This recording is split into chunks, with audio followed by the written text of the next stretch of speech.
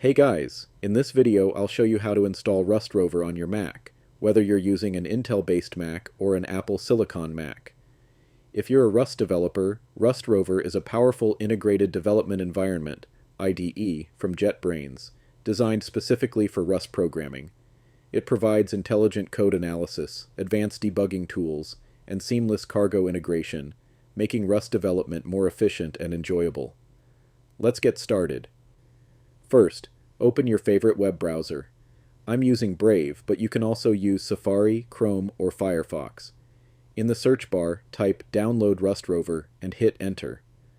Look for the official JetBrains website in the search results and click on it. I'll also leave the link in the video description. Once you're on the RustRover download page, select your Mac type, either Intel or Apple Silicon, and click the Download button. Save the installer file to your Downloads folder. The download time will depend on your internet speed. Once the download is complete, locate the installer file in your Downloads folder and double-click on it. A new window will pop up.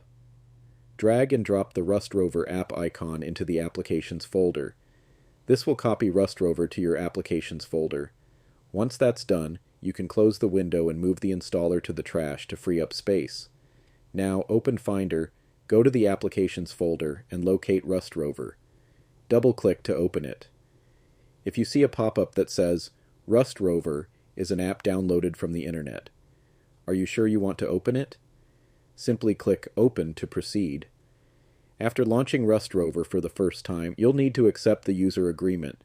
Click Continue to proceed. If you have a subscription or license key, click Activate Code and enter your details. Otherwise, select Start Free Trial to use RustRover's free version. That's it.